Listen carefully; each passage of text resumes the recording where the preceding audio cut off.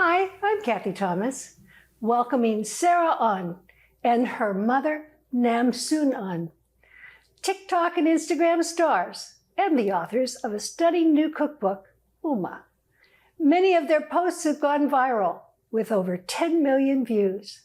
They're going to share the secrets of their Korean-inspired, delicious kimchi grilled cheese sandwich. Welcome. I'm so excited that you're here today, and tell me about this sandwich. Hi Kathy. So today we're making kimchi grilled cheese. This is in the yashik and sweet sections. Yashik means midnight snacks, something that you will enjoy when you have the munchies. And this is a fusion of Korean cuisine and American cuisine.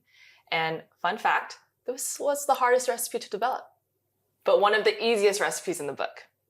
It combines both the Korean cuisine of kimchi with the American ingredients like butter and sourdough, and it might just be your most favorite recipe for kimchi grilled cheese. I'm sure of it. Let's get started. So the first thing we're gonna do is melt the butter. Okay. We do recommend a non-stick skillet. Kathy, have you had kimchi grilled cheese before? No, I've had sauerkraut. Yeah. Germany's version of kimchi. Yeah, love that. Can you talk about kimchi? So kimchi is a staple item in Korean cuisine. It is part of our pride, it's part of our identity, but it's also a long-rooted dish that's part of our history. Growing up, my mom solely ate just kimchi and rice every day when Korea was an impoverished country. And it's such a special recipe because it's the recipe and dish that got Koreans through the harsh winter months, especially when the country was going through a time of trouble. Yeah. So we're gonna go ahead and put this in and heat it through. Beautiful. And this is beautiful homemade kimchi. Yes, we only make our kimchi at home. But if I'm buying kimchi at the market, what am I going to, because I know you really want it to be fermented, what am I going to look for? They sell two types of kimchi, very fermented kimchi and also very fresh kimchi. I personally like to buy the very fresh kimchi because then you could have a whole range of kimchi to enjoy, where you could eat it fresh and where the flavors are still very bright. And to the end of time, you can eat it very fermented. Here, we're using very fermented kimchi. For some extra umami, we're gonna add some fish sauce. This is our favorite brand, and I heard, Kathy, this is yours too? It's mine as well. We're also going to add seasoning so that the kimchi flavors don't get muted with the butter and the cheese. So here we have sugar, gochugaru, and dashida, which is beef stock powder. You're just gonna mix it up until the liquid evaporates, but you do not want to dry out the kimchi. You still wanna have it juicy. All right, so now we're gonna go ahead and set aside the kimchi. We're now going to toast the sourdough bread. You want any rustic, hearty bread so that it can hold the kimchi and all the juices that's in it. We're gonna go ahead and add some butter. So now we're gonna go ahead and add the bread, and you're just gonna swirl it around so that the bottom of the bread is coated in the butter. Yum. You can never go wrong with butter.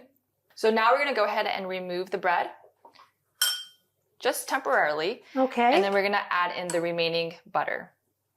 And this is so that we could toast the other side. Right. The reason why we don't want to toast this completely right now is because we still need to grill this once it's assembled. And if we toast it right now, it's gonna be over toasted later.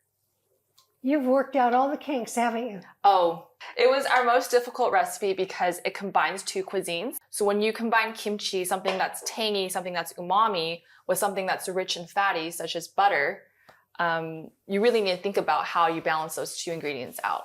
All right, so now you can see that it's been toasted on this one side. We're gonna go ahead and flip it, and then we're gonna reduce the heat to low. We're gonna go ahead and shingle on Munster cheese to each bread. We spent over $100 on cheeses, and we couldn't find out which cheese worked best. And our editor was like, maybe you should try Munster. And that's how it came to be. Good for them. Yeah, I know, right? Because Munster is delicious. It's quite underrated. It's very rich. It is. It is indeed. And buttery. Buttery, and it has the cheese pool, which we want ultimately. Yeah. So now we're gonna add in the seasoning. This is a mix of garlic, onion, and black pepper. The thing that makes my mom's extra special and kind of where you see her expertise at play is that once she adds all the seasoning in, she adds fresh green onion. Ah, nice. Yes. The reason we add this in is because the butter is rich. The kimchi, it's been sauteed in butter, and that's rich. You want to add a punch of freshness that makes it much more flavorful. We're going to go ahead and add this kimchi on top of the green onion. Beautiful. Then you're gonna go ahead and flip this piece of bread on top and press it down all together. It looks beautiful. It smells delicious too. We're gonna cover this up and make sure the cheese melts fully. For about 2 minutes, check occasionally so it doesn't overtoast. And do you want the heat on for this part? The heat is on still low. All right, so let's put it on the plate. Be careful, it might be a bit hot. In Korean cooking, we love to use scissors. It's new to me, Sarah. I've never cut a sandwich with a pair of scissors. And the reason why we use scissors is because, yes, we did test this out with a knife. And when we used a knife, you push into the sandwich, all that kimchi juice comes out, which you don't want. You want to eat all of that. Look at that. Thank you so much. This has been so much fun, so delicious, and you taught me how to cut a sandwich with a pair of scissors. The most valuable lesson. There you go. Thank you so much. Thank you so much. Thank you. Here's a quick tip from Melissa's. Kale top toasts adorned with sunny side up eggs make a delectable breakfast treat, but they also could be the centerpiece of a tasty lunch or supper. Parmesan cheese adds personality to the toast, and a little lemon juice and seasonings perk up those greens. Look for kale with a fresh scent that is crisp without wilting or discoloration. Rinse in a tub of cold water to remove any dirt or grit. Remove leaves from the sturdy stem by cupping your hand around the stem and pulling towards the tip of the leaf. Easy. Want firmer yolks? Turn the eggs to cook both sides, or substitute scrambled eggs or scrambled egg whites. Not a kale fan?